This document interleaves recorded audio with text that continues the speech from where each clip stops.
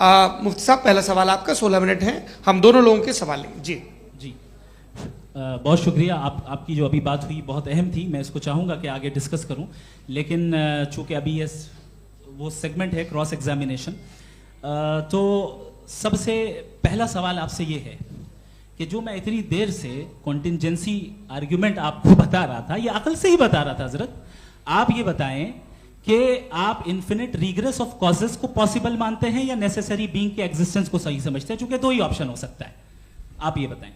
देखिए, आपको मैं ईमानदारी से बात करूं, एक तो मैं कॉन्टिजेंसी वर्ड ठीक से समझता नहीं, और इस वक्त भी जो आपने अंग्रेजी के अल्फाज इस्तेमाल किए वो ज़रा थोड़े से मुझे डिफ़िकल्ट और कॉम्प्लिकेटेड लगे, तो आप ज़रा सिंपल ज़बान में सवाल कर सकते हैं। बिल्कुल कर सकता हूँ जी।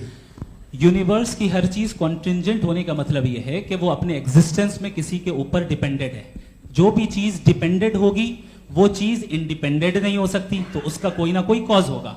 तो अब आप क्या समझते हैं कि ये इन्फिनिट रिग्रेस है, यानी कॉज पर कॉज, कॉज पर कॉज, कॉज पर कॉज, और कभी कोई यानी एंडलेसली चलता रहा? क्योंकि अगर ऐसा होगा तो हम तो एग्जिस्टेंस में आते ही नहीं, लॉजिकली ये मुत्तफक अलैह चीज है, मुत्तफक अलैह, अग्रीड अपॉन। इस पे हमने एग्री किया था कि मुश्किल शब्द आएगा तो अर्थ बताना पड़ेगा। तो इन्फिनिट रिग्रेस तो पॉसिबल नहीं है, तो कहीं ना कहीं आपको रुकना पड़ेगा ऐसे नेसेसरी बीइंग पर। नहीं, कोई जरूरत नहीं रुकने की। किसने कहा आप रुकना पड़ेगा? आप रुकते हैं खुदा पे, आप नहीं रुकते। आप कहते हैं वो हमेशा से, जब उस वक्त से जब वक्त नहीं था।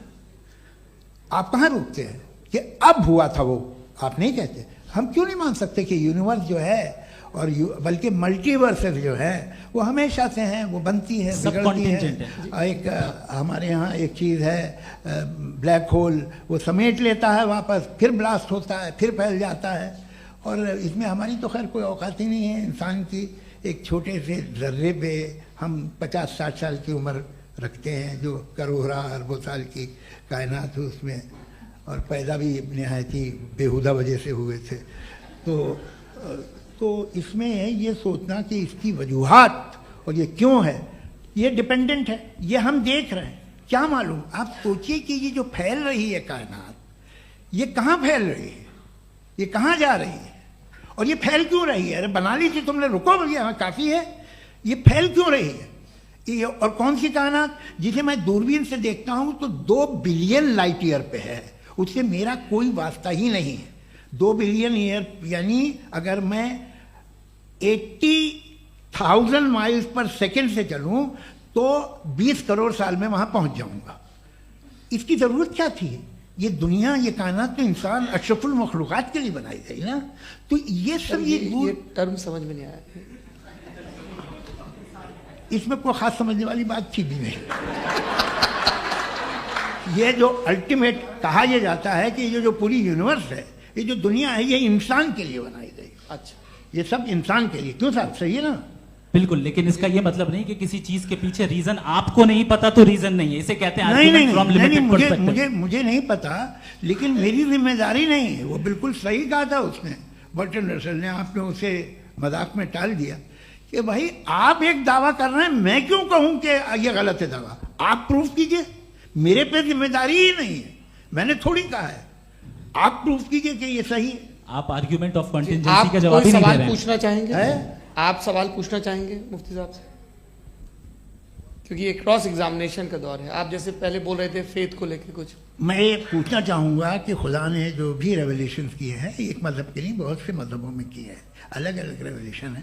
कहीं कुछ एक बातें हैं, कॉन्ट्रडिक्शन भी है आपस में, कहीं कुछ आप कर सकते हैं, कहीं कुछ नहीं कर सकते। ऐसा नहीं है कि सबकी कोड ऑफ मॉरल एक है। तो ये किस्सा क्या है? अब आप ये देखिए कि मुझे कभी कभी लगता है कि जो फुटबॉल फाइनल होता है, लाखों लोग होते हैं, फिर वो टीवी कवर करती, करोड़ों लोग, अगर उसमें खुदा की एक बूमिंग आवाज़ आ जाती, मैं गॉड हूँ, तो सारे लोग अभी सुन लेते और टीवी पे भी सुन लेते, किस्सा खत्म होता। ये इतनी राजदारी क्या है कि तुम सामने कुछ तो सबूत दे दो हमें सॉलिड। ये कह साहब ये यूनिवर्स कैसे बनी, इससे मसला क्या हल होगा? मैं पूछूंगा आपसे खुदा कैसे बना? क्यों नहीं पूछूंगा कैसे बना?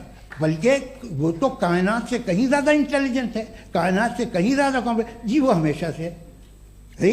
आप कहेंगे मैं मान लूँगा।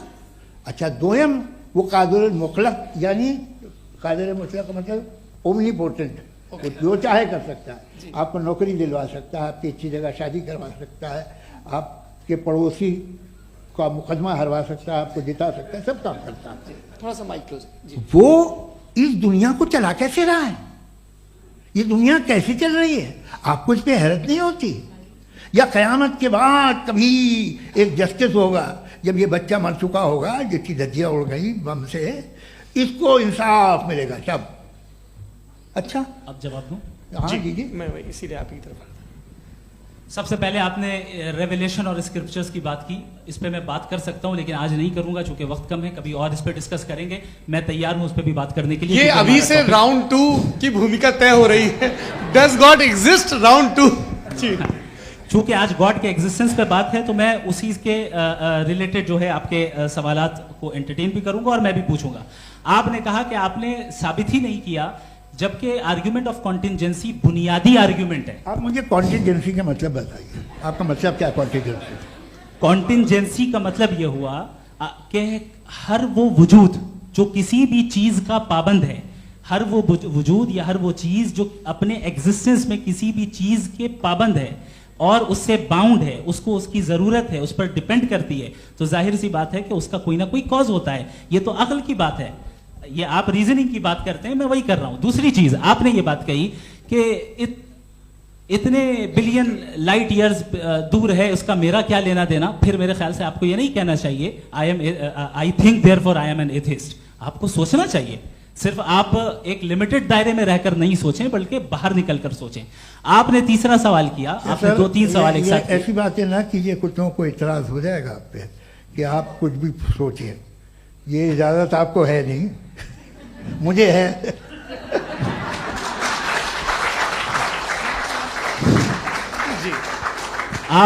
आपने प्रॉब्लम ऑफ इविल के ताल्लुक से सवाल किया और बार बार आप एक लफ्ज रिपीट कर रहे हैं कि ओमनीपोटेंट गॉड है, ऑल पावरफुल गॉड है। यही तो दरअसल समझना है कि गॉड का कॉन्सेप्ट क्या है। प्रॉब्लम ऑफ इविल जो है, प्रॉब्लम ऑफ इविल दर हकीकत 2 असम्पशंस पर कायम है। अगर आप इन 2 असम्पशंस को समझ जाएं तो ये प्रॉब्लम नहीं रहेगी, आर्ग्यूमेंट आपको समझ में आ जाएगी कि ये कोलैप्स कर जाता है। पॉइंट नंबर 1, यानी जो आपका सबसे पहला फॉल्स असम्पशन है कि गॉड मर्सीफुल है, ओमनीपोटेंट है, दुनिया में जुल्म हो रहा है। लेकिन आपको यह समझना चाहिए कि हमारे वर्ल्ड व्यू के मुताबिक गॉड सिर्फ ओमनीपोटेंट और सिर्फ मर्सीफुल नहीं है, बल्कि वो ऑल वाइज भी है और वो ऑल नोइंग भी है। उसके हर काम के पीछे हिकमत और विजडम है। ये कोई जरूरी नहीं है कि वो हिकमत और विजडम आपको समझ में आए या मुझे समझ में आए। अगर आप जो समझ रहे हैं उसके मुताबिक आप फैसला कर रहे हैं, ये लिमिटेड पर्सपेक्टिव से आर्ग्यूमेंट है। और इस चीज को हम अपनी दुनिया में, अपने लाइफ में, डेली लाइफ में इस प्रिंसिपल को एक्सेप्ट करते हैं। हम जब किसी डॉक्टर के पास जाते हैं, डॉक्टर के पास जाकर वो अगर उसने हमें कोई दवाई दी है तो हम ये तो नहीं कहते कि जब तक आपके पास जितना नॉलेज और जितना विजडम नहीं है, आपने क्यों ये दवाई दी है, तब तक हम इस चीज को एक्सेप्ट नहीं करेंगे। नहीं कहते, हम उसकी अथॉरिटी को तस्लीम करते हैं। क्यों? क्योंकि उसकी हम जानते हैं कि वो नॉलेजेबल है, वो विजडम वाला है, हमसे ज्यादा नॉलेज और हमसे ज्यादा विजडम है। बताएं सर। नहीं, डॉक्टर में और खुदा में बड़ा डिफरेंस है। डॉक्टर पढ़ा लिखा होता है एक, तो मैं उसकी बात सुनूंगा। 2 ये नहीं कुछ जवाब तो ये भी नहीं है सर। प्लीज आप अगर सब ऑडियंस से बोलने लगेंगे तो फिर मतलब नहीं सिविलाइज्ड बहस का। मतलब आप ये कहें कि चूंकि आप डॉक्टर पे बिलीव करते हैं इसलिए खुदा पे बिलीव किए, क्या ये मिसाल आपको समझाने के लिए आर्गुमेंट है, इस पे आपको एतराज नहीं है। तो सिंपल बात ये है कि मैं अगर ये यकीन कर लूँ कि एक ओमनीपोटेंट, उसकी मसलहत है, ये जो बच्चे मर रहे हैं ये मसलहत है उसकी, मुझे नहीं चाहिए इसकी मसलहत। उसकी मसलहत नहीं, यही तो समझना है। मतलब एक्सपीरियंस।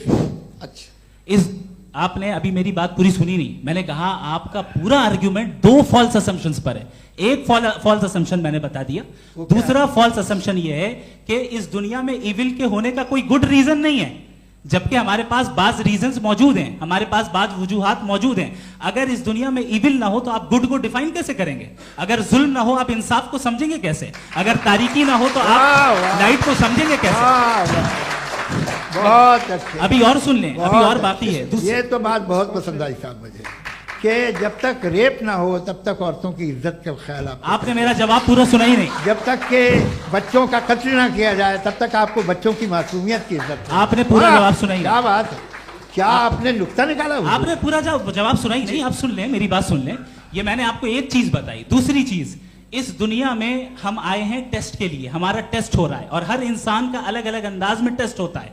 और इस दुनिया में अगर इविल मौजूद है तो वो इविल जरिया है हमारे अंदर ह्यूमन नोबल क्वालिटीज को डेवलप करने का और अलग अलग फील्ड में प्रोग्रेस करने का। और अगर हमारे अंदर और इस दुनिया में इविल नहीं होता तो बताइए टेस्ट का मतलब क्या होता? अगर मैं अपने स्टूडेंट को एमसीक्यूज दूं और उसमें सिर्फ राइट आंसर लिख कर दे दूं और कहूं तुम्हारा टेस्ट हो गया, ये मीनिंगलेस है। इस दुनिया में अगर हम टेस्ट के लिए आए हैं तो जाहिर है गुड एंड इविल दोनों मौजूद है।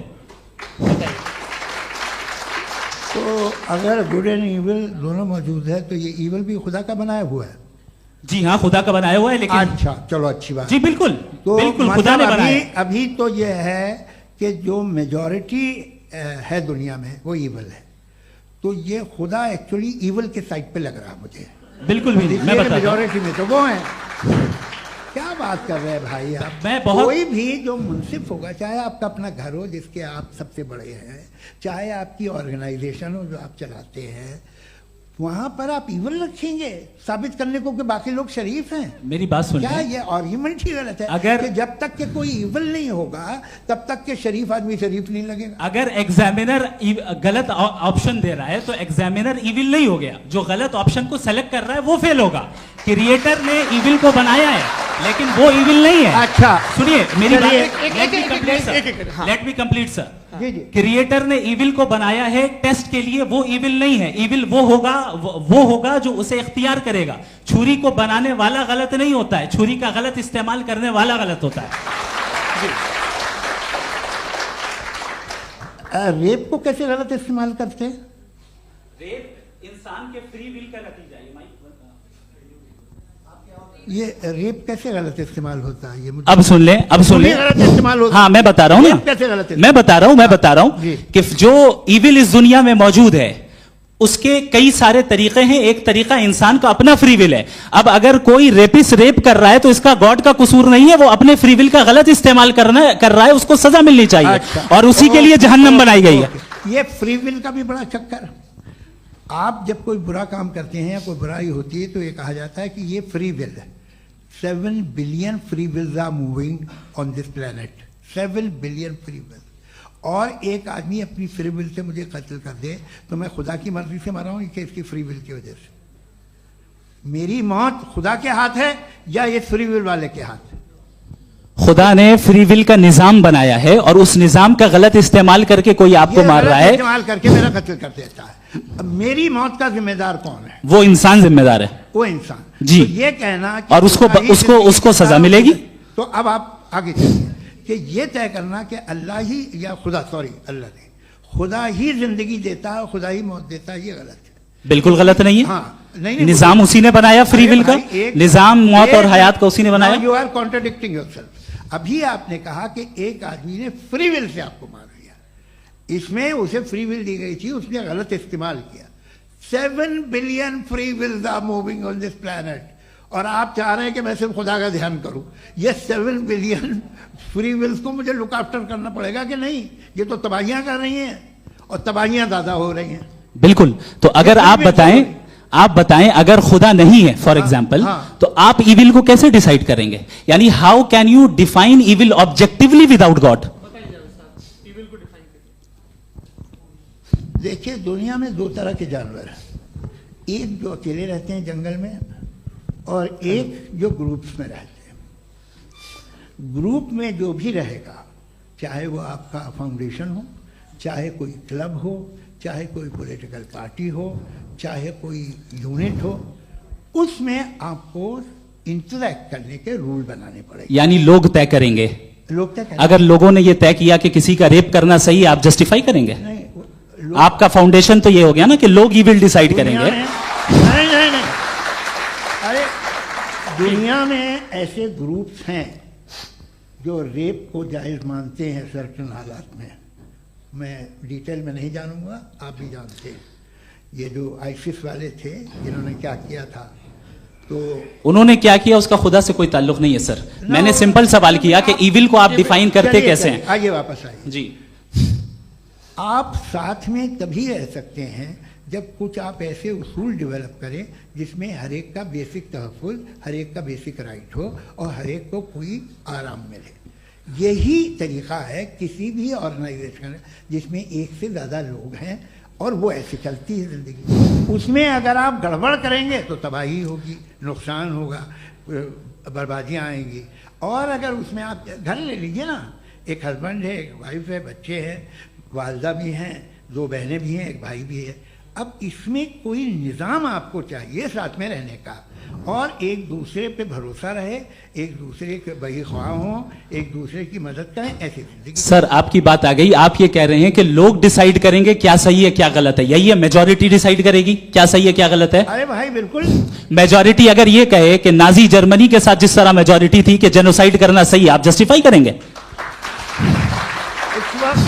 उस वक्त आपका ये सवाल सिर्फ उसके बाद क्लोजिंग। हाँ, उस वक्त प्लेनेट पे जो लोग थे, हाँ। उनमें कितने लोग हिटलर को सही समझते? अच्छा, प्लेनेट की मेजॉरिटी तय करेगी, सोसाइटी की नहीं। प्लेनेट की मेजॉरिटी गॉड के एग्जिस्टेंस को सही मानती है, आप क्यों नहीं मानते?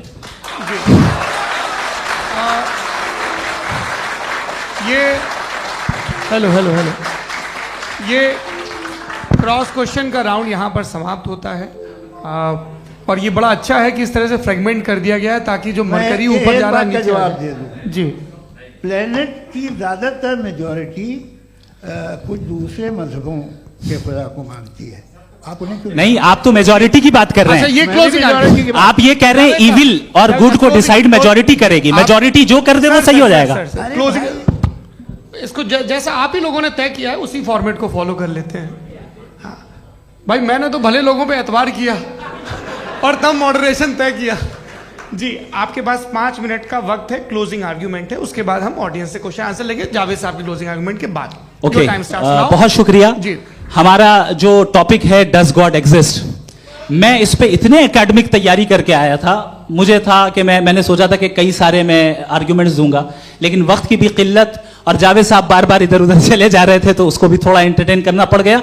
डज गॉड एग्जिस्ट पे मैं एक ही आर्ग्यूमेंट दे पाया। आर्ग्यूमेंट्स बहुत हैं और डेफिनेटिव आर्ग्यूमेंट्स हैं, और मेरे आर्ग्यूमेंट को किसी एक राउंड में भी इन्होंने एंटरटेन नहीं किया और रेफ्यूट नहीं किया। एक राउंड में भी नहीं, एक राउंड में भी नहीं। कौन सा? और ना ही अभी आपका क्लोजिंग आर्ग्यूमेंट आएगा नहीं, वो उसमें। बता देना। Argument of contingency sir. अरे मैं आपसे कई बार कह चुका हूँ कंटीजेंसी का मतलब अब मैं कैसे समझाऊं Please, आपको? आपस में, हाँ, आप और please, कितने please, आसानी से समझाऊं मैं? मुझे तो नहीं समझ में आ रहा है बस। आप अपनी- argument sir, of contingency Urdu में बोल सकते हैं। हाँ, आप अपनी बात पूरी कर लें। जी। आखिरी 4 मिनट। दूसरी चीज, just a minute please ma'am, can I talk? दूसरी चीज ये है कि आपने एक तो इसका जवाब नहीं दिया, दूसरा आपने गॉड के ना होने पर कोई डेफिनेटिव आर्ग्यूमेंट नहीं दिया, सिर्फ मजहब पे बात कर रहे हैं आप। मजहब तो आज हमारा टॉपिक ही नहीं था। आज तो हमारा टॉपिक हो, आप मजहब से ले लेकर आईएस तक चले गए। भाई हमारा क्या ताल्लुक है उससे? We condemn them. और उसका गॉड से क्या ताल्लुक है? अगर कोई गलत काम कर रहा है, किसी ने किसी को कत्ल किया, किसी ने किसी का रेप किया, उसको सजा मिलनी चाहिए। और आपके पास कोई भी rational strong foundation of morality नहीं है। आपने कहा कि मेजॉरिटी तय करेगी सोसाइटी की, वो सही होगा। मैंने कहा हिटलर को फिर आप सही कहेंगे? नहीं, प्लैनेट की सोसाइटी की मेजॉरिटी तय करेगी। तो प्लैनेट की मेजॉरिटी गॉड के एग्जिस्टेंस को मानती है, आप कह रहे हैं ये रिलीजियस है। तो यानी आपके पास कोई स्ट्रॉन्ग फाउंडेशन नहीं है ऑब्जेक्टिव मोरालिटी का। ऑब्जेक्टिव मोरालिटी का अगर कोई फाउंडेशन है तो वो सिर्फ गॉड है, गॉड है, गॉड है। थैंक यू जी, ये मुफ्ती शमाइल नदवी साहब का क्लोजिंग आर्ग्यूमेंट था। अब हमारे पास जी ये बड़ा अच्छा है कि दोनों लोगों को मॉडरेटर से शिकायत भी और बोल रहे भाई हमारी शाबाशी भी तो करते चलो। अब मेरी बात जी, आपके पास जावेद अख्तर साहब 5 मिनट का वक्त है। ये आपका क्लोजिंग आर्ग्यूमेंट है, टाइम रीसेट कर दें। जी देखिए, बहुत सारी बातें हैं। गॉड का डेफिनेशन दुनिया के किसी भी रिलीजन में है कि वो ओमनीपोटेंट है, ओमनीप्रेजेंट है, he is just, he is kind, he loves you and so on. मैं जब दुनिया देखता हूँ तो मुझे कोई ऐसा सुप्रीम पावर यहाँ दिखाई नहीं देती है जो इंसान की बहबूदी के लिए कुछ कर रही हो, कमज़ोर को बचा रही हो, मदद कर रही हो, जालिम को पीछे हटा रही हो। मैं नहीं देखा, तारीख़ में नहीं। एक तो अगर है और ये देख रहा है तमाशा, तो उसका होना न होना बराबर है। दोयम ये कि ये जो है, जब आप ये कहते हैं कि कायनात जिसकी कंटीजेंसी ये है, मैं देखिए वो लफ्ज इस्तेमाल किया मैं, तो ये कैसे हो सकती है भाई? और फौरन आप सरेंडर कर देते हैं कि जाहिर है कि इसका बनाने वाला तो इससे 10,000 गुना ज़्यादा कॉम्प्लिकेटेड होगा, उस पर आपके होने पे कोई इतराज़ नहीं है, उसे वो टाइमलेस है, वो पहले से था, टाइम तो बहुत बाद में आया, ये सब आप मानने को तैयार है जिसका आपके पास कोई सबूत नहीं, आपके पास कोई रीज़न नहीं है।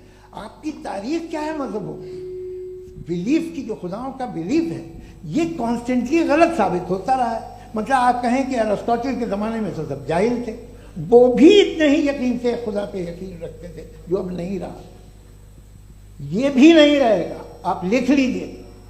और इसके आसार आपको दुनिया में दिखाई देना शुरू हो चुके हैं। ये बहस क्या आज से 100 साल पहले इस तरह हो सकती थी? यहाँ तक तो आपको हम ले आए हैं। तो सर अरे इनको मदद की जरूरत नहीं भाई, ये सेल्फ सफिशिएंट आदमी है, आप क्यों इनकी मदद कर रहे हैं? Sir please. तो ये जो है तमाम बातें अपनी जगह हैं, ये एक पैकेज है। आप अकेले, कोई आदमी ऐसा नहीं जो सिर्फ गॉड को मानता हो, उसके साथ बहुत पैराफर्नेलिया आता है, अलग अलग पैराफर्नेलियाज आते हैं। They have always created chaos in the society. मैं तो आपको सीधा ऑफर देता हूँ कि दुनिया में 10 इम्पॉर्टेंट बिलीव्स हैं, आप एक मानते हैं, 9 नहीं मानते, 9 में आप एथियस्ट हैं, 9 को आप बिल्कुल रीजनेबली मेरी तरह देखते हैं। तो 90 मजहबी आदमी भी 90% एथियस्ट है, वो दूसरे खुदा नहीं मानता, एक खुदा मानता है अपना वाला, बाकियों को कहता है गलत है। अगर आप मानना ही बंद कर दें तो आपका 10% चांस है कि आप सही हैं और 90% चांस है कि आप गलत हैं। मेरा मशवरा है आप मानना छोड़ दिए तो 50% चांस होगा कि आप सही हैं और 50% चांस होगा, 40% आप गेन करेंगे बाय बिकमिंग एन एथियस्ट।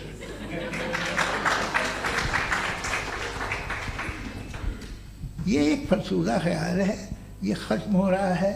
हो सकता है मेरी ज़िंदगी में ना हो, लेकिन ये हो जाएगा। जो बातें ये इनको आप मेटाफिजिकल, ये वो ऐसे रिस्पेक्टेबल टर्म दे दिए, ये तो उन लोग के हैं जिन्हें ना फिजिक्स मालूम थी ना मेटा मालूम था, ये उन्होंने आपको दिए हैं। जी बहुत शुक्रिया आप दोनों लोगों का। और अब इस बातचीत का आखिरी राउंड शुरू होगा, डज गॉड एग्जिस्ट की ये बहस मुफ्ती शमाइल नदवी और जावेद अख्तर साहब के बीच। आप लोग अपने अपने हाथ ऊपर करेंगे, मैं यहाँ से तय करूँगा। और माइक हमारे पास है क्या? एक ही माइक है ऑडियंस के लिए? 2 माइक है, एक इस तरफ एक इस तरफ, ठीक है। तो जी सबसे पहले हमारी सहयोगी है मारिया शकील जी, पूछिए सवाल। थोड़ा सा रुकेंगे ताकि कैमरे का फ्रेम आप पर आ जाए, आपकी तो प्रैक्टिस है टीवी की। जी नदवी साहब, मैं खुदा को मानती हूँ, पहले मैं इसी प्रमाइस से शुरू कर रही हूँ और ये बता रही हूँ आपको, मैं मानती हूँ।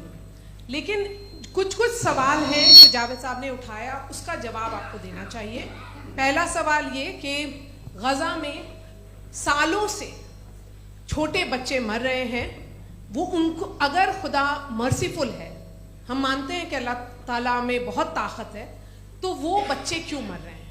दूसरी बात ये कि अगर कंटिजेंसी की जो आप बात करते हैं, पूरे मुस्लिम ममालिक मिल करके भी उन गजा के बच्चों को क्यों नहीं बचा पा रहे हैं? क्योंकि अगर वो चाहते, क्योंकि अल्लाह ताला उन पर हुकूमत करते हैं, सब पर हुकूमत करते हैं, तो वो उनको क्यों नहीं बचा? जी thank you very much.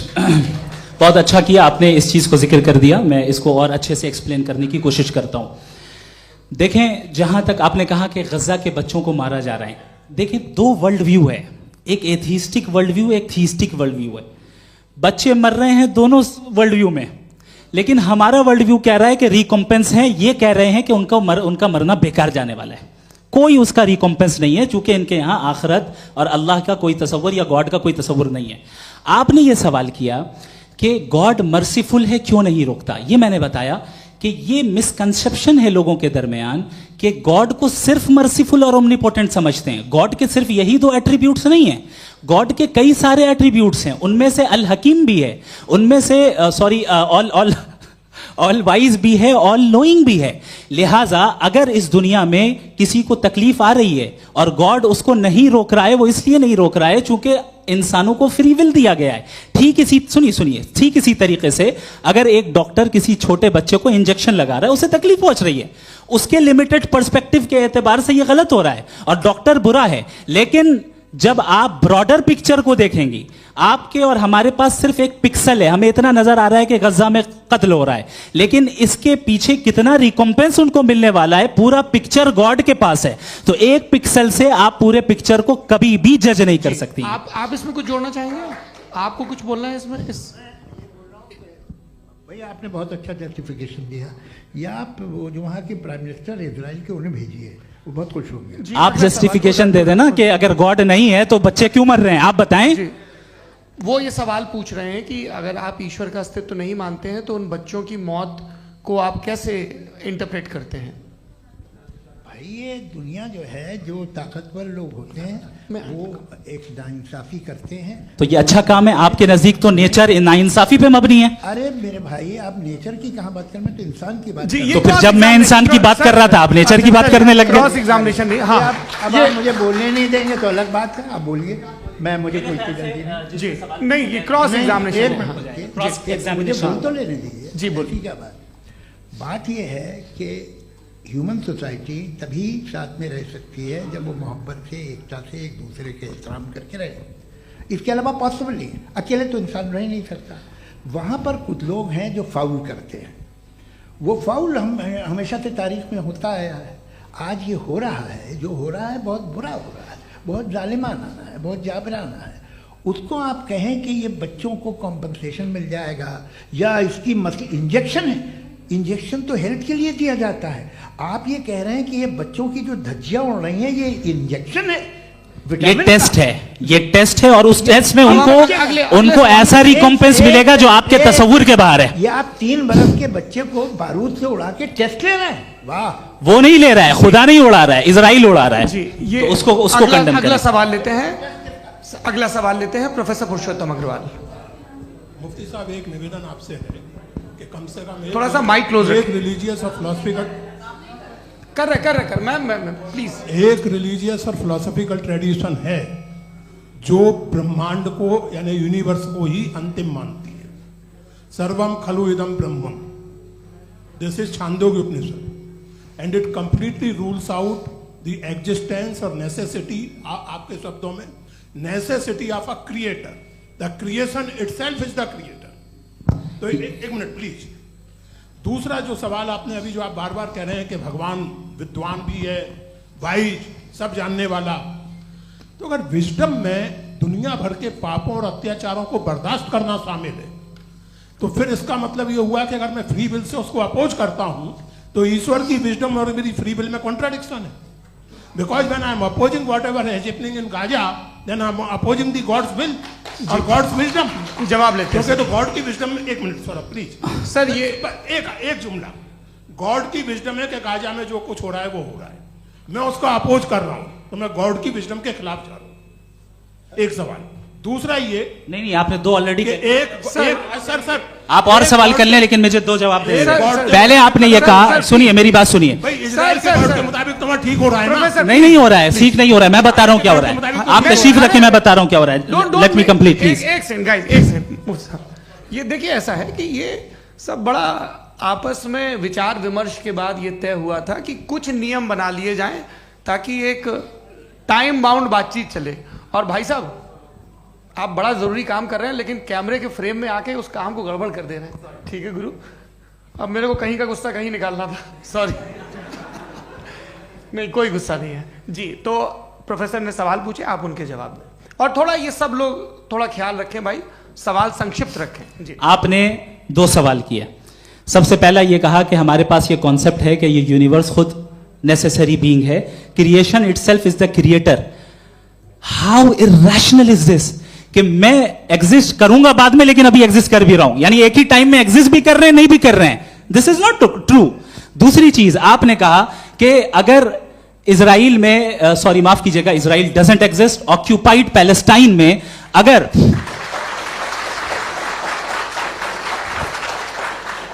Occupied Palestine में बच्चों को मारा जा रहा है फ्री विल की वजह से और गॉड नहीं रोक रहा, ये कॉन्ट्राडिक्शन है। ये बताइए कि एक एग्जाम में एक बच्चा गलत आंसर लिख रहा है, सुनिए, एग्जामिनर चाहे तो रोक सकता है, क्यों नहीं रोक रहा है?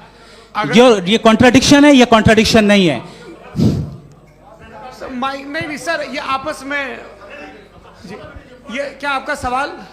माइक दीजिए। फ्री विल दिया गया है टेस्ट के लिए, अकाउंटेबिलिटी के लिए। अगर फ्री विल नहीं होता तो आप कहते हैं हमें रोबोट बना दिया गया। नॉट मिसरिप्रेजेंट माय पोजीशन, आपकी जो भी पोजीशन, मैं अपनी फ्री विल के नाते, अपने ह्यूमन विजडम के नाते गाजा में हो रही अत्याचार का विरोध करता हूं। बिल्कुल करना चाहिए। आपके हिसाब से मैं गॉड की विजडम का विरोध कर रहा हूं? बिल्कुल नहीं, समाज हो रहा है गॉड की, बिल्कुल भी नहीं, बिल्कुल भी नहीं।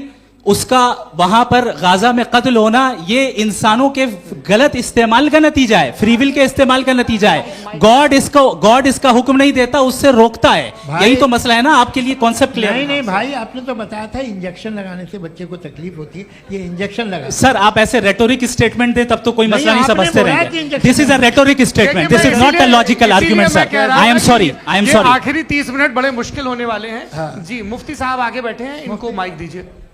हाँ तरुण, माइक आप अपने पास रखिए, आपको कैमरे का फ्रेम पता है जी। सबसे पहले दोनों को मुबारकबाद। एक सर अपना आप नाम बता दें। आप अमेरिका में शिकागो में रहते हैं, इतना मुझे याद है। बताया आपको, यासिर नदीम अलवाजदी मेरा नाम है। जावेद सर, आपसे एक क्वेश्चन है इन्फिनिट रिग्रेस के ताल्लुक से। एक हाइपोथेटिकल सिनेरियो है, मसलन अगर आप सर माइक थोड़ा सा प्लीज क्लोज रखिए। ओके जी, अगर आप शायर इसलिए हैं कि आपके कोई उस्ताद शायर थे, और वो इसलिए शायर थे कि उनके कोई उस्ताद शायर थे, और इसी तरीके से हम माजी में पीछे चलते चलते चले जाएं और कहीं ना रुके, तो माफ कीजिएगा आप कभी शायर नहीं हो सकते। लेकिन आप शायर हैं, आपका शायर एग्जिस्ट करता है, इसका मतलब ये है कि आप कहीं ना कहीं रुके हैं। तो मेरा सवाल ये है कि क्या आप इन्फिनिट रिग्रेस ऑफ कॉजेस को लॉजिकल फैलेसी मानते हैं या नहीं मानते? हाँ या ना?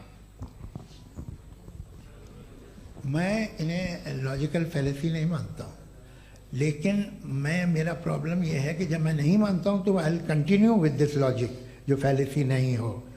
आप एक जगह रुक जाते हैं जाके, आप कहते हैं ये गेंद कैसे बनी, ये जजीरा कैसे बना, ये समंदर कैसे बना, ये ज़मीन कैसे बनी, और अचानक गॉड पे जाके आपको ब्रेक लग जाता है। एक बार आप सवाल नहीं करते कि भाई इनको बनाने वाला तो इनसे भी कॉम्प्लिकेटेड होगा, वो कैसे बना, उसके बारे में आपने इत्मीनान कर लिया, वो हमेशा से है। तो अगर आप उसे हमेशा से मानते हैं तो फिर ये मान लीजिए कि कायनात हमेशा से है, क्या तकलीफ? फिर हम वजूद में नहीं आते जी है? हम मौजूद नहीं। अच्छा सर क्यों नहीं हो मैं सकता? बताऊं प्लीज। जैसे मैंने मिसाल दी आपके शेर की, आपका शेर कभी वजूद में ना आता अगर शायर इसी तरह चलते रहते हमेशा। जी माइक मेरे ख्याल से एक सेकंड। इन्फिनिट रिग्रेस का कॉन्सेप्ट क्लियर नहीं हो पाया, ऐसे रहने दें, लेट्स मूव ऑन सर। ठीक है। हाँ थोड़ा सा मॉडरेटर का भी ख्याल रखें। नहीं आपने तो रखा है, आपने रखा है। यहाँ पे गौहर रजा साहब हैं, वो भी एक सवाल पूछना चाहते हैं। माइक नीचे से ऑन कर दिए नीचे। पहले तो ये कह दूं कि मैं उन बच्चों से शर्मिंदा हूं जिनको गजा में कत्ल किया गया, क्योंकि हमारे होते हुए कत्ल किया गया। लेकिन उससे ज़्यादा शर्मिंदगी इस बात से हुई कि मुझे लगा कि मुफ्ती साहब उसको जस्टिफाई कर रहे हैं। बिल्कुल भी नहीं, आप बहुत ही गलत। मुझे लगा मैं गलत हो सकता हूं। बिल्कुल गलत मैं है। सवाल पूछ रहा हूं, सवाल मैं देखिए, सवाल अगर पूछ रहा हूं। एक मैं जावेद भाई से डिसएग्री करता हूं। एक सेकंड देखिए, अगर देखिए ऐसा एक सेकंड आप सर वेट अरे आप कुछ मेरे पहले मुझे अपनी बात कह लेने दीजिए। अगर ऑडियंस तय करेगी तो फिर मॉडरेटर का मतलब नहीं। मेरा आप सबसे ये कहना है, ये बहस दो लोगों के बीच में है, एक तरफ मुफ्ती साहब, एक तरफ जावेद साहब। पिछले 1.5 घंटे से ये लोग अपने अपने तर्क रख रहे हैं। आपकी इनसे इत्तेफाकी हो सकती है, ना इत्तेफाकी हो सकती है। मेरे उस्ताद मुझे सिखा गए हैं कि मुखामुखम में असहमति की गुंजाइश बची रहनी चाहिए। अगर मैं आपकी बहुत इज्जत करता हूं गौहर साहब, आपने जो कमाल की किताबें लिखी, साइंटिफिक टेम्परामेंट, लेकिन मेरी ये गुजारिश है आप सबसे कि यदि आप इन लोगों ने जो बोला उन पर टिप्पणियां करेंगे तो ना वक्त की पाबंदी रहेगी, ना वो अनुशासन। आप सवाल पूछ लें, उस सवाल में जो बात आ जाए वो आ जाए। मैं जावेद साहब से डिसएग्री करता हूं, इसलिए जावेद साहब से सवाल पूछ रहा हूं। आपका सवाल जावेद अख्तर साहब से। और सवाल यह है मेरा कि जावेद साहब ने कई बार लॉजिक का इस्तेमाल किया कि साइंस में लॉजिक है और रिलीजन में लॉजिक नहीं है। मेरा ख्याल यह है कि रिलीजन में भी लॉजिक है, लेकिन उस लॉजिक की बेसिस ये है कि आप रुक जाते हैं, जिसका जिक्र जावेद साहब ने बार बार किया। यानी खुदा के तसव्वुर पे आते हुए, गॉड के तसव्वुर पे आते हुए रुक जाते हैं। और इसमें सवाल पूछना मतलब फॉरबिडन होता है। सवाल यह है कि क्या जावेद साहब इससे एग्री करते हैं कि साइंस की लॉजिक अलग है और रिलीजन की लॉजिक अलग है? बताइए सर। देखिए, तीन चीज़ें हैं। साइंस है, एक है मंतिक है, इस्तिदलाल है, और एक जो है कुछ भी नहीं है, फेथ है, अकीदा है। मैं अकीदे की लॉजिक का कायल नहीं हूँ। मुझे आप इस्तिदलाल से, लॉजिक से, रीज़न से समझाइए, मैं मानने को तैयार हूँ, मेरा क्या नुकसान होगा। लेकिन ये कि अकीदे पे मैं नहीं जा सकता हूँ। अकीदे का मतलब है कि तुम ये मान लो, सवाल ना करो, ये नहीं। आप सारी बातें करके, बड़ी साइंटिफिक बातें करके एक जगह जाके खुदा के हुदूद पे रुक जाते हैं, सरेंडर कर देते हैं। मैं सरेंडर करने को तैयार नहीं। That's all. जी, ये आगे सर बैठे हुए हैं, इनको माइक दीजिए। भाई वो आप पूछना चाह रहे थे ना भाई? हाँ, नहीं मैं ये थैंक यू जी। आपका नाम? आसिम इफ्तिखार। आसिफ जी, पूछिए। सर, जावेद सर से सवाल है कि आपने अपने माइक थोड़ा करीब है। अपने क्लोजिंग स्टेटमेंट में ये बात कही थी कि मज़हब का जो फ्यूचर है वो ज़्यादा दिन नहीं जाने वाला है, लेकिन मैं देख पा रहा हूँ कि जो ऑक्सफोर्ड यूनिवर्सिटी की एक स्टडी है 2011 में हुई है, जिसके 50 एकेडमिशियंस ने इसको अंजाम दिया था, उसमें वो ये कहते हैं कि जो फेथ इन गॉड है वो इनबिल्ट है ह्यूमन नेचर के अंदर, जिसको हम कहते हैं फितरत के अंदर शामिल है वो। और वो ये कहते हैं कि अगर कोई ये समझता है कि मज़हब को वो ख़त्म कर देगा तो ये उसकी गलत फहमी है। तो आप इसके बारे में, इस स्टडीज़ के बारे में क्या कहते हैं? ठीक है, मैं उनसे एग्री नहीं करता हूँ। वो कौन से प्रोफेसर होंगे? ऐसा उनके क्या पास डेटा है, इन्होंने डेटा के बेस होगा। डेटा क्या हो सकता है? फ्यूचर का डेटा तो नहीं हो सकता ना उनके पास। प्रेजेंट का डेटा हो सकता है। डेटा आपने सुना 100 साल पहले का बाद का डेटा? मैंने तो नहीं सुना आज तक। तो आज उनकी ये राय है और होगी राय, ठीक है। दुनिया में तरह तरह की राय है लोग, लेकिन मैं समझता हूँ कि वक्त के साथ इंसान ज़्यादा से ज़्यादा रीजनेबल और लॉजिकल होता जा रहा है। आज आप देखिए वेस्टर्न यूरोप में क्या परसेंटेज है नॉन बिलीवर्स की, बहुत हाई। वहाँ चर्च खाली पड़े होते हैं। तो अल्टीमेटली तो इंसान कोई ऐसी बात बहुत अरसे तक नहीं मान सकेगा, चाहे गलत या सही, जो उससे उसके दिमाग को, उसके जहन को, उसकी लॉजिक को अपील न करे। वो कह रहे हैं तो ऑक्सफोर्ड के होंगे तो कैम्ब्रिज के होंगे, तो मुझे क्या लेना देना। उनका डेटा मुस्तकबिल का नहीं हो सकता है। जी। दीपक, हाँ पूछिए। मैं आऊँगा, अभी पीछे की साइड भी आऊँगा, माइक वहीं भेजूंगा 2-3 साल के लिए। जी जावेद साहब, आपसे सवाल है। नमस्ते। अरे भाई सर, अगर आप ही लोग को तय करना है तो फिर 200 लोग तय कर लें। ये एक साथ पूछ नहीं रहे सर, हैं। Please don't do this sir. Everybody has a right sir, but we can only take Okay. Selected questions. No sir, अरे ये भाई, यंग लोग भी आराम हैं से। तो इनकी ये एक अब बात उतने यंग, सुनिए। भाई आप यंग हैं कि नहीं हैं? एक मिनट, वो कह रहे हैं वो भी आएंगे, यंग हैं पूछ रहे हैं ना साहब। भाई। आप उनकी नौजवानी पर दावा उनको ही करने थे। हाँ मुफ्ती साहब, आप यंग, हाँ पूछिए। अरे भैया सर, मेरा सवाल ये है। कुछ इनसे भी तो पूछो। जी हाँ। नहीं, बस आपसे एक सवाल है। जैसे थीस्टों के पास अपने जो ईश्वर को मानते हैं उनके पास अपने सोशल गेट टुगेदर्स हैं। 5 रोज़ आज क्रिसमस आने वाला है, होली है, दिवाली है, ईद है। एथिस्ट क्या ऑफर कर रहे हैं? मतलब मैं इनकी दुकान से बोलूं, मैं आना चाहता हूं उस तरफ, पर मैं अट्रैक्ट नहीं हो पा रहा हूं। मैं सोशल गेट टुगेदर्स क्या है आपके पास? वो ये कह रहे हैं कि जो धार्मिक लोग हैं, अलग अलग धर्म के लोग, उनके उत्सव त्योहार, हाँ, कॉन्ग्रेगेशन बड़ी अच्छी बहुत बात। हैं। अब आपको मैं एक सुनाता हूँ, यहाँ हिस्टोरियन भी बैठे हैं। मृदुला जी, आप बताइएगा सही है क्या? ये एक कॉन्स्टेंटाइन, एक ग्रीक रोमन बादशाह था जो क्रिश्चियनिटी आने के 400 साल बाद उसने डिसाइड किया कि मैं क्रिश्चियन हो जाऊंगा, मेरी पूरी स्टेट कैंसिल हो जाएगी। उस ज़माने में ऐसे ही होता था, राजा जो धर्म इख्तियार करता था वो जनता भी कर लेती थी। इसलिए कि वो हो गया था बैंकक्रप्ट, और उसे जो मेडिटेरियन कोस्ट के रिच क्रिश्चियन वो थे मर्चेंट, उससे पैसा चाहिए था। तो उसने कहा यार क्रिश्चियन हो जाओ। तो उसने अपने वजीर से कहा कि भाई ये हिस्ट्री है कि अब हम लोग क्रिश्चियन हो जाते हैं। पहले सर हो जाएंगे, कोई प्रॉब्लम नहीं है, लेकिन एक प्रॉब्लम ये है कि 17 दिसंबर से 25 दिसंबर तक जो पेगन फेस्टिवल होता, जो पेगन्स थे वो लोग, जो फेस्टिवल होता है वो बंद हो जाएगा, इसलिए कि हम क्रिश्चियन हो गए तो होगा नहीं। तो वो बच्चों को बहुत बुरा लगेगा, पब्लिक को बहुत इन्जॉय करते हैं, खासतौर से 25 को मेन डे। उसने कहा हाँ ये तो सही कह रहे हो। कि जीसस क्राइस्ट की पैदाइश कब थी? कहते साहब वो अप्रैल में थी। नहीं, कट करो, वो 25 दिसंबर को है। यह हकीकत है। और 400 साल बाद क्रिश्चियनिटी के अप्रैल से दिसंबर ले आए, और इसलिए कि यहाँ पेगन फेस्टिवल होता था। अब मनाते हैं आप आराम से। ये जो सारे फेस्टिवल हैं ये रिलीजन से, हर एक को एक इंटरटेनमेंट डिपार्टमेंट चाहिए होता है अपनी कंपनी चलाने के लिए।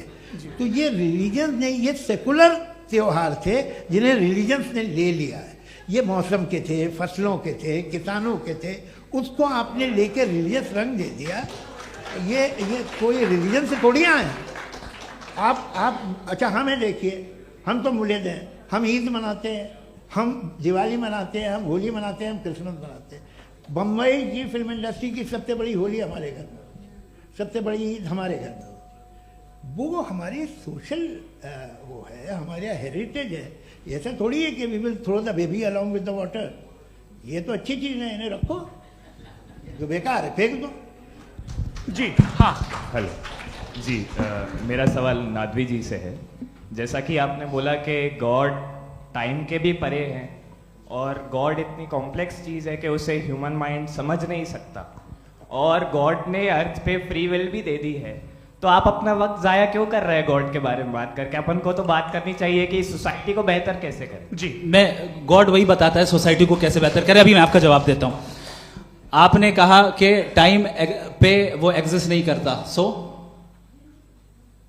मेरा सवाल ये है कि जैसा आपने बोला कि गॉड बहुत ही कॉम्प्लेक्स चीज है। मैंने कहा ही नहीं कि कॉम्प्लेक्स है, तो आपके अल्फाज हैं।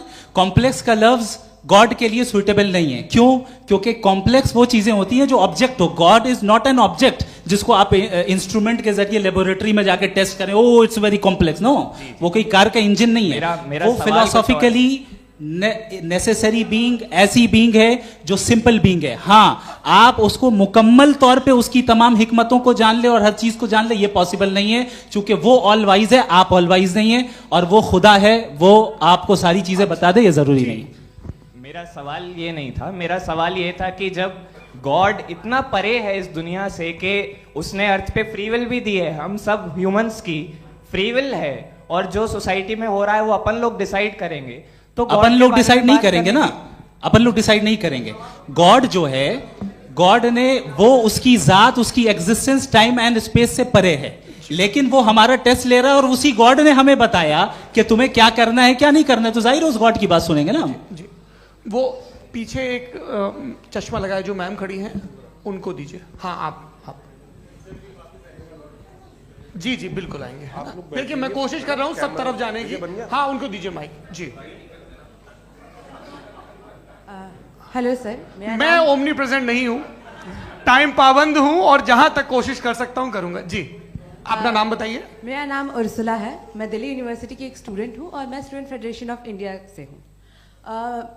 मेरा सवाल मुफ्ती जी से है कि इस हॉल के इस कमरे में बैठ के हम लोग रेप की मोरालिटी के बारे में फिलोसफिकली बात तो कर सकते हैं, बट असलियत ये है कि रोजमर्रा की जिंदगी में औरतें रेप के थ्रू गुजरती हैं, और हम लोग सिर्फ नंबर्स पे इस तरह नहीं देख सकते, क्योंकि कितनी औरतें हैं इन कंट्रीज में जहां पे आप बता रहे हैं कि केसेस कम हैं, जिनका एक्सेस है कि वो जाके केस फाइल कर सकें।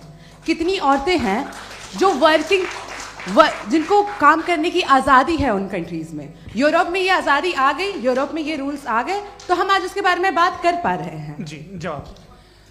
आपने ये कहा कि कमरे में बंद होकर हम लोग इस पर फिलोसफिकली बात कर सकते हैं, लेकिन हकीकत में क्या हो रहा है, वो ग्राउंड लेवल पे क्या हो रहा है, जो बहुत गलत हो रहा है, और वो सफ़र कर रही हैं। आई अग्री, बहुत गलत हो रहा है, और जो गलत हो रहा है उसको हमें रोकना है। और क्यों रोकना है, वो गलत क्यों है, हमारे पास इसका ऑब्जेक्टिव फाउंडेशन है, इनके पास उसका ऑब्जेक्टिव फाउंडेशन नहीं है। मैं ये कहना चाह रहा हूं कि जहां पे भी जुल्म हो रहा है, जहां पे भी औरत पे जुल्म हो रहा है, या उसकी इज्जत लूटी जा रही है, या उसे तकलीफ पहुंचाई जा रही है, और सिर्फ औरत नहीं, किसी इंसान के ऊपर भी जुल्म हो रहा है, तो उसके खिलाफ खड़ा होना, ये मॉरलिटी हमारे पास गॉड के पास से आई है। वरना जावेद साहब तो कह रहे हैं कि जो है मेजोरिटी डिसाइड करेगी, तो मेजोरिटी तो कभी भी बदल सकती है। क्या आप ये थोड़ी सी आपको गलतफहमी है। मैं अगर मेरे जुमले से ये मदनात निकला या मैंने कहा तो ये जुमला मैं वापस लेता हूँ। ये मेरा मतलब ही नहीं था कि मेजॉरिटी डिसाइड करेगी। मेजॉरिटी डिसाइड करे तो दुनिया में बड़ी वैसे आपने कहा था ये जुमला, अच्छा हो सकता है, मैं मान रहा हूँ। बाद में रिकैप कर लेंगे। अरे भाई, एक सेकंड मैं अपनी एक्सप्लेनेशन देता हूँ।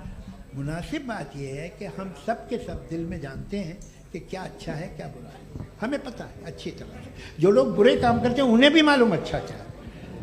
यही तो सवाल था हजरत कि फिर ये मोरालिटी आई कहाँ से? Cross examination. हाँ जी, हाँ। मोरालिटी साथ रहने की डिजायर से आई है। यानी साथ रहकर जो कुछ कह दे, जो कुछ कर दे, वो हो जाएगा? नहीं नहीं, तो आप कायदे से रह ही कर सकते हैं जब तक लोगों में मोरालिटी हो, वरना क्यास हो जाएगा। ये आपको कैसे पता? जी, हमने देखा ना, जहाँ मोरालिटी का क्यास हो गया, हम देखते हैं। कहाँ पे देखते भाई? हैं? दुनिया में। आप जो ये, कह रहे हैं, आप कहीं पे अगर गलत हो रहा है इस बहस तो के उसको बाद आप मैं गलत देखिए। आप एपिस्टेमोलॉजी की बात कर रहे हैं, मैं ऑन्टोलॉजी की बात कर रहा हूँ। मैं इस बहस फाउंडेशन के बाद क्या आप दोनों लोगों को चाय पे फाउंडेशन होस्ट करूंगा, वहां पे क्रॉस एग्जामिनेशन कर लीजिएगा। अभी ऑडियंस का हक मार रहे हैं आप लोग भाई। सर, जस्ट लोग हैं आप लोग। और ये भाई ये एक हाँ, उधर आएंगे, उधर इनको आएंगे। जी सर, आएंगे। अच्छा सर मेरा नाम लईकुर रहमान है और मैं अलीगढ़ मुस्लिम यूनिवर्सिटी का स्टूडेंट हूँ।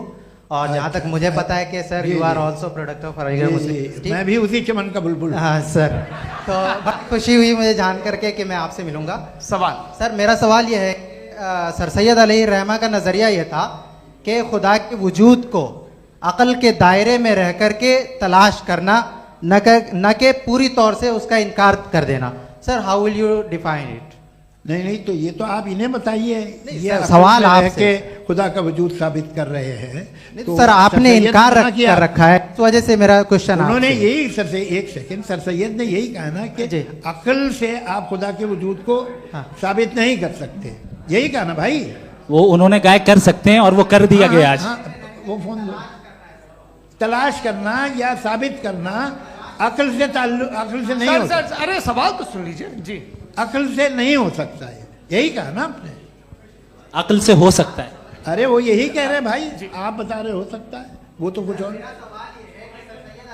आप अगर सर देखो नौजवान फोन ले लो, वो इतनी कमाल की यूनिवर्सिटी है। अरे भाई दे दो ना जरा, एक मिनट दे दो भाई, मेरी बात सुनो। माइक पे बोलो ताकि जो लाखों लोग देख रहे हैं। माइक दे दो ना। अरे देंगे ना माइक, तुम ठहरो तो। हाँ सर, मेरा सवाल ये था कि सर सैयद अलैहिर्रहमा का एक नजरिया था अपना कि खुदा का जो वजूद है उसको अकल के दायरे में रह करके तलाश करना है, न कि पूरे तौर से इनकार कर देना है। ये उनका कॉन्सेप्ट था। लेकिन मेरा सवाल ये है कि आप इसको कैसे डिफाइन करते हैं, एक्सप्लेन कैसे करेंगे, मैं आपसे जानना चाहता हूँ। चूंकि you are the product of Aligarh Muslim University. मुझे अकल के दायरे में रख के मैंने बहुत तलाश की, मुझे मिला नहीं। हाँ, ये इधर वो चश्मा लगाए जो, हाँ उनको दे दीजिए। जी जी फटाफट पूछिए, बस 5 मिनट है, 5 मिनट में खत्म हो रहा है। हाँ, अस्सलाम वालेकुम मुफ्ती साहब। एंड मेरा सवाल जावेद अख्तर साहब से। क्या नाम है आपका? अरे भैया सब मुझे पूछ रहे हो। फैज पूछिए फैज साहब। तो मेरा सवाल ये है कि अभी जो एथियस्ट है वो problem of evil argument use कर रहे हैं अगेंस्ट मुस्लिम्स, राइट? कि इस दुनिया में इतना सारा इविल है और अगेंस्ट मुस्लिम तो यहाँ अगेंस्ट थियस्ट। हाँ, थोड़ा सा करेक्ट कर लीजिए भाई। पूरी मशक्कत ही इसी बात की थी कि किसी एक मजहब पे बात न टिके। जी, तो बेसिकली ये आर्ग्यूमेंट ऐसा है कि इस दुनिया में इतना ज्यादा इविल एग्जिस्ट करता है और अगर एक ऑल गुड गॉड है तो वो रोकता क्यों नहीं है?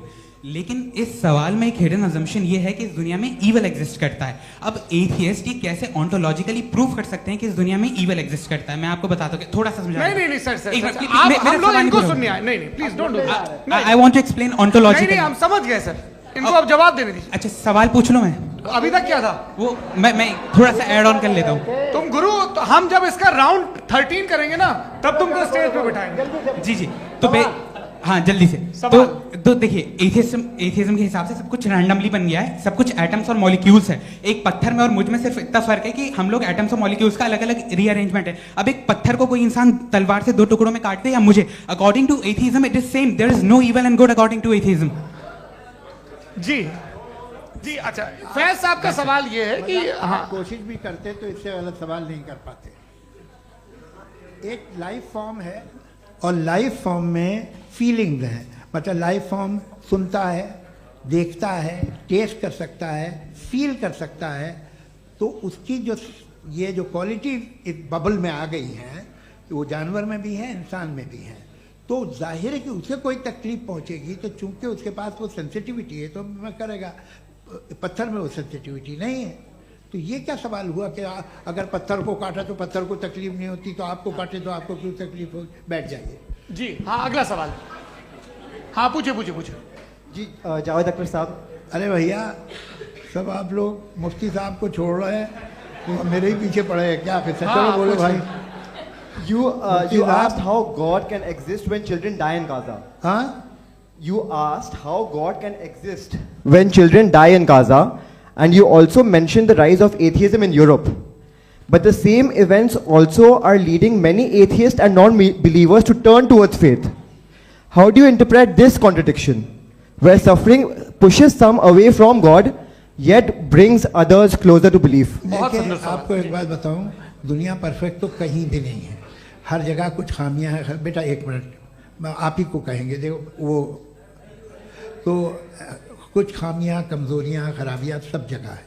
लेकिन अगर देखोगे ईमानदारी से कि दुनिया सबसे ज़्यादा महज़ब कहाँ है, एक आम शहरी को कहाँ हुकूक हासिल हैं, वो बोल सकता है, अपनी मर्ज़ी से काम कर सकता है, अपनी मर्ज़ी से राय दे सकता है, हुकूमत के ख़िलाफ़ बोल सकता है, बरसर इक़्तिदार लोगों के बारे में बोल सकता है, सरमायादारों के ख़िलाफ़ बोल सकता है। तो आपको ये स्कैंडिनेवियन कंट्रीज़ में मिलेगा, वेस्टर्न यूरोप में मिलेगा। मैं नहीं कह रहा वो परफेक्ट है, बिल्कुल नहीं, वहाँ बहुत ख़राबियाँ भी हैं, परफेक्ट तो कोई। लेकिन जिन जिन मुल्कों में, लैटिन अमेरिका देखो, गल्फ देखो, वहाँ पर आपको ये ज़रूर है कि रेप नहीं होते होंगे। रेप की ज़रूरत क्या है भाई? उसको तो ख़रीद लो, घर में रखो, सड़क पर रेप करने की क्या ज़रूरत है? मगर सुनिए, मगर हकीकत ये है कि वहाँ शख्सी आज़ादी राय देने की, बोलने की नहीं है। जी, ये एक आखिरी सवाल मुफ्ती साहब से। हाँ मैम, इनको माइक दीजिए। शुक्रिया। मेरा नाम मनीषा है, मैं हरियाणा से आई हूँ। मैं मुफ्ती साहब से एक बात पूछना चाहती हूँ। आप बार बार जावेद साहब को कॉन्ट्राडिक्ट तो कर रहे हैं कि आपने ये कहा, लेकिन आप भी अजम्पशंस के बेसिस पे बात कर रहे हैं। आपने खुदा के होने का कौन सा प्रूफ पेश किया है, खुदा की एग्जिस्टेंस का? अब इस सवाल को अलग रहने दीजिए, कौन एथीस्ट है कौन नहीं है। और दूसरी बात जो आपने एक छोटी सी कही थी कि ये फ्री विल का इस्तेमाल करता है इंसान अपनी, लेकिन इस फ्री विल का इस्तेमाल में मतलब खुदा ने ये दे दी सबको ये इजाजत कि वो कितना घिनौनापन और कितने ज्यादा खराब से खराब तरीके इस्तेमाल कर सकते हैं। जवाब सुनते जी। आप फ्री विल को मानती है ना, या अब कहती है कि फ्री विल नहीं है ना? मानती है ना? तो अब आपके पास इसका कोई एक्सप्लेनेशन नहीं है कि अगर एक इंसान उस फ्री विल का इस्तेमाल करके गलत काम कर रहा है और बच के अच्छी जिंदगी गुजार के निकल जा रहा है, उसका कोई रिकम्पेंस नहीं है। हमारे वर्ल्ड व्यू में जो इंसान गलत काम कर रहा है उसको भी रिकम्पेंस यानी उसका बुरा बदला मिलना है, और जो सही काम कर रहा है उसको सही बदला मिलना है। लिहाजा जो फ्री विल है वो इस तरीके से है कि एक लिमिटेड टाइम तक खुदा ने मोहलत दी है। ऐसा नहीं कि छूट दे दी, जो करना है करते रहो हमेशा। वक्त आएगा जब एग्जाम का टाइम खत्म होगा तब रिजल्ट आएगा, दौराने एग्जाम जबरदस्ती आपको नहीं बताया जाएगा। अरे भाई एक सेकंड, जी सवाल मुफ्ती साहब से मेरा, मुफ्ती साहब से,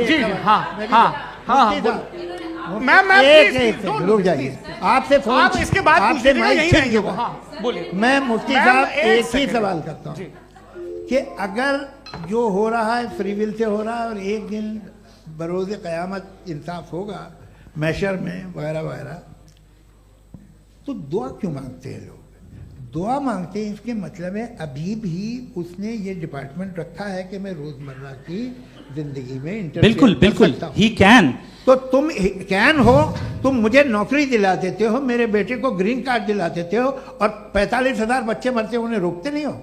नहीं तो क्या आप ये कह रहे हैं कि इस दुनिया में जालिमों को कभी पकड़ ही नहीं होती है? अरे जो भी पकड़ होगी वो बच्चे रोते हैं। बिल्कुल, देखें मैंने अपने ओपनिंग स्टेटमेंट में यही कहा था कि जनाब जावेद साहब सिर्फ इमोशनल आर्गुमेंट देंगे। This is an emotional argument. ये छोटे मोटे इसके पीछे का रीजन मैंने बताया क्या है, देखिए मैं बार-बार यहाँ पर मंच से आप लोगों को सज्जनों इसलिए कह रहा हूं ताकि थोड़ा सा आपके कॉन्शियंस पे जोर रहे कि आपको ऑर्डर बचा के रखना है।